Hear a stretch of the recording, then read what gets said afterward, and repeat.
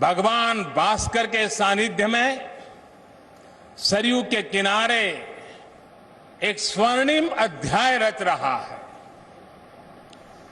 कन्याकुमारी से क्षीर भवानी तक, कोटेश्वर से कामाख्या तक, जगन्नाथ से केदारनाथ तक, सोमनाथ से काशी विश्वनाथ तक, समेत शिखर से श्रवण बेलगोला तक, बोध गया से सारनाथ तक, अमृतसर साहब से पटना साहिब तक, अंडमान से अजमेर तक, लक्षद्वीप से लेह तक, आज पूरा भारत राममय है। पूरा देश रोमांचित है, हर मन दीपमय है। आज पूरा भारत भावुक है। सदियों का इंतजार आज समाप्त हो रहा है। करोड़ों लोगों को आज ये विश्वास ही नहीं हो रहा होगा कि वो अपने जीते जी इस पावन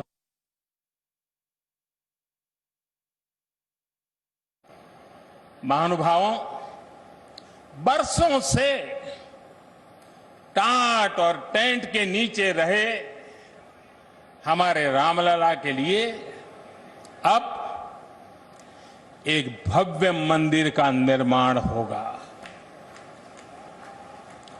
टूटना और फिर उठ खड़ा होना, सदियों से चल रहे इस व्यतिक्रम से राम जन्मभूमि आज मुक्त हुई है। मेरे साथ एक बार फिर बोलिए, जय सिया राम, जय सिया राम। साथियों, हमारे स्वतंत्रता आंदोलन के समय कई पीढ़ियों ने अपना सब कुछ समर्पित कर दिया था। गुलामी के कालखंड में कोई ऐसा समय नहीं था जब आजादी के लिए आंदोलन न चला हो। देश का कोई भूभाग ऐसा नहीं था जहां आजादी के लिए बलिदान न दिया गया हो। 15 अगस्त का दिन उस अथाह तप का, लाखों बलिदानों का प्रतीक है।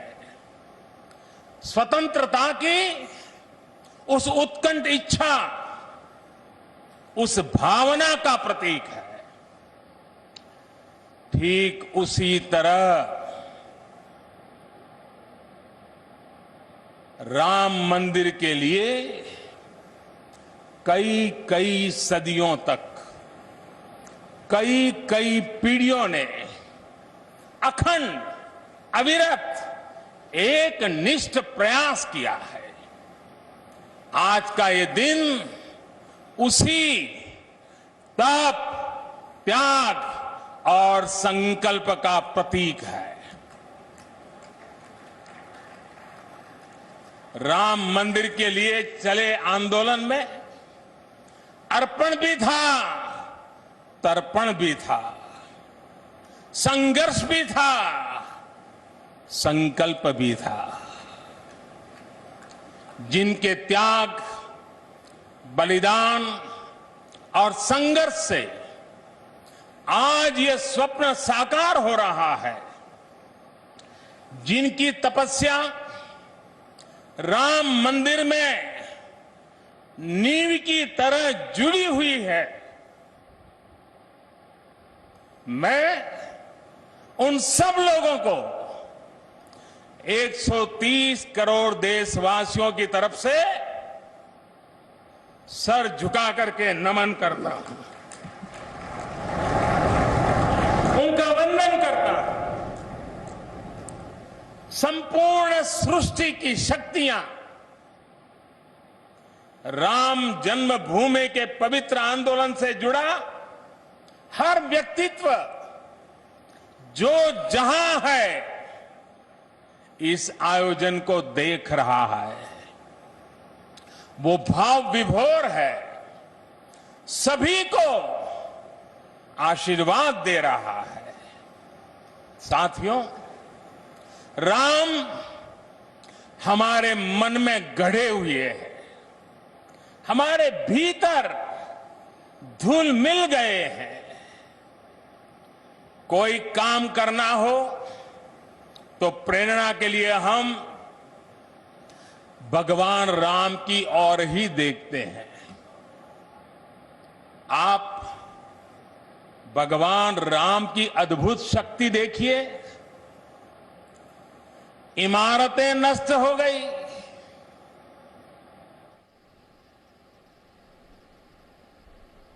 क्या कुछ नहीं हुआ?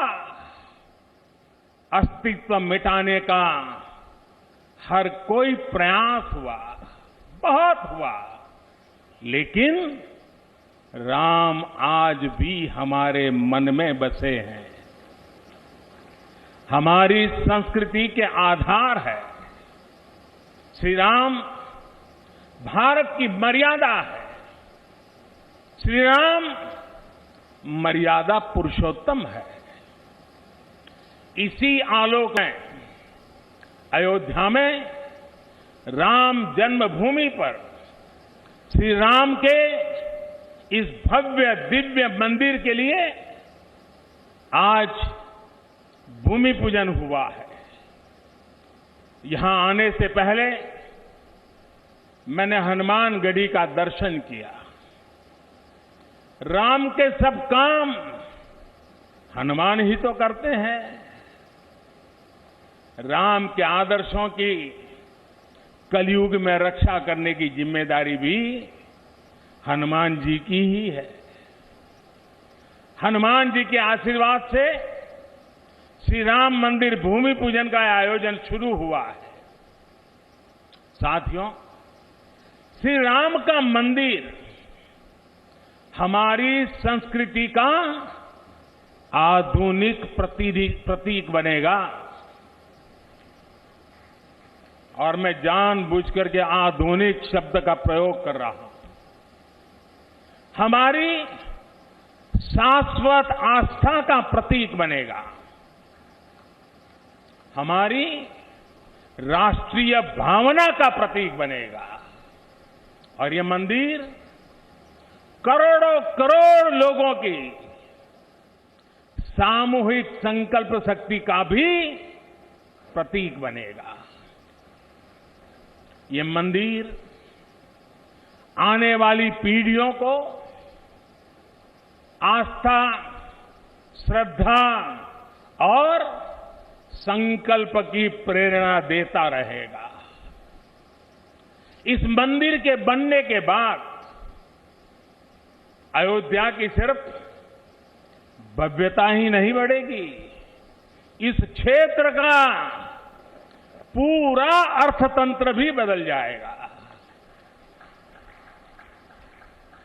यहां हर क्षेत्र में नए अवसर बनेंगे, हर क्षेत्र में अवसर बढ़ेंगे। सोचिए, पूरी दुनिया से लोग यहां आएंगे। पूरी दुनिया प्रभु राम और माता जानकी का दर्शन करने आएगी। कितना कुछ बदल जाएगा यहां। साथियों, राम मंदिर के निर्माण की ये प्रक्रिया राष्ट्र को जोड़ने का उपक्रम है। ये महोत्सव है विश्वास को विद्यमान से जोड़ने का, नर को नारायण से जोड़ने का, लोक को आस्था से जोड़ने का, वर्तमान को अतीत से जोड़ने का और स्व को संस्कार से जोड़ने का। आज के इस ऐतिहासिक पल युगों युगों तक, दिग दिगंत तक भारत की कीर्ति पताका फहराते रहेंगे। आज का ये दिन करोड़ों राम भक्तों के संकल्प की सत्यता का प्रमाण है। आज का ये दिन सत्य, अहिंसा, आस्था और बलिदान को न्याय प्रिय भारत की एक अनुपम भेंट है। कोरोना से बनी स्थितियों के कारण भूमि पूजन का ये कार्यक्रम अनेक मर्यादाओं के बीच हो रहा है। श्री राम के काम में मर्यादा का जैसा उदाहरण प्रस्तुत किया जाना चाहिए, देश ने वैसा ही उदाहरण प्रस्तुत किया है। इसी मर्यादा का अनुभव हमने तब भी किया था जब मानवीय सर्वोच्च न्यायालय ने अपना ऐतिहासिक फैसला सुनाया था। हमने तब भी देखा था कि कैसे सभी देशवासियों ने शांति के साथ सभी की भावनाओं का ध्यान रखते हुए व्यवहार किया था। आज भी हम हर तरफ वही मर्यादा देख रहे हैं। साथियों, इस मंदिर के साथ सिर्फ नया इतिहास ही नहीं रचा जा रहा, बल्कि इतिहास खुद को दोहरा भी रहा है।